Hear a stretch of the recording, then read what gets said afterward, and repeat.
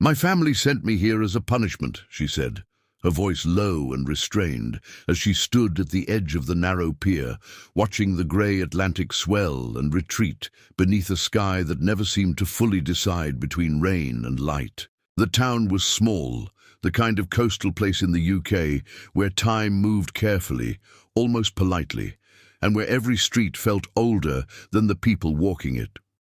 She had arrived from New York only a week earlier, carrying more anger than luggage, convinced that the decision to send her away was less about opportunity and more about control. At home, her life had been loud. Crowded subways, glowing screens, constant motion, and now she found herself surrounded by quiet conversations, early closing shops, and the distant cry of seabirds replacing the familiar sirens of Manhattan. To her, the exchange program felt like exile disguised as education, a forced pause in a life she had fought hard to shape on her own terms.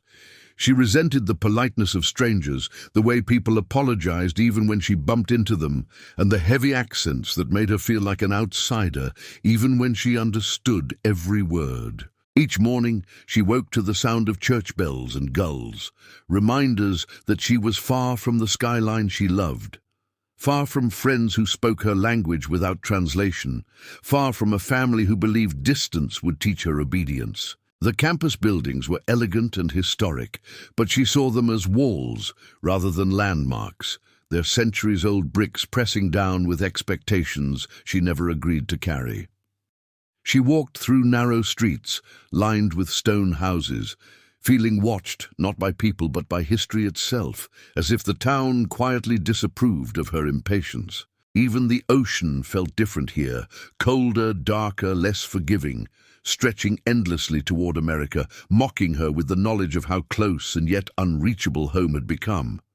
She told herself she would count the days, endure the silence, and return unchanged, determined not to let the place soften her or prove her family right. To her, this town was not a fresh start or a cultural bridge between the USA and the UK.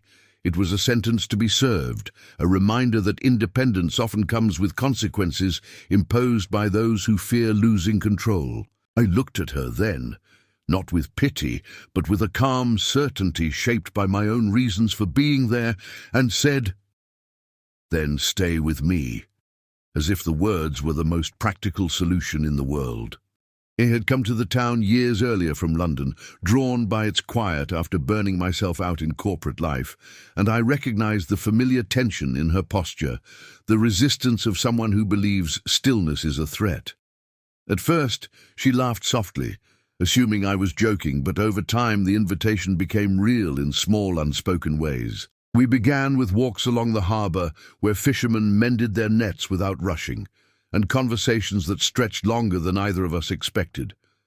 I showed her the rhythm of the place, how the town woke slowly, how shopkeepers remembered names, how silence here was not emptiness but space. She resisted it, questioning everything, comparing it all to home, until one evening she realized she was no longer checking the time. Slowly, the punishment she had been sent to endure transformed into a mirror she could not ignore. She started writing again, something she had abandoned in the noise of New York, and the pages filled with clarity instead of urgency. Late nights were spent balancing two worlds, video calls to friends in the States, and quiet dinners where conversation mattered more than speed, until the distance between who she had been and who she was becoming began to narrow. She learned that freedom did not always mean movement, and that choice could exist even inside circumstances imposed by others. When her family called, expecting homesickness or regret, her voice carried a steadiness they did not anticipate. The town no longer felt like exile, it felt like a pause with purpose. By the time her program neared its end, she understood that being sent away had not diminished her independence, but refined it, teaching her the difference between rebellion and self-direction. When she asked me what would happen next, I didn't offer promises or plans, only the truth. She could leave or she could stay, and either way, the decision would finally be hers. She smiled then, not with defiance, but with quiet confidence, knowing that what began as punishment had given her something rare, clarity, and that wherever she went next, she would carry the calm of this place and of that simple invitation with her.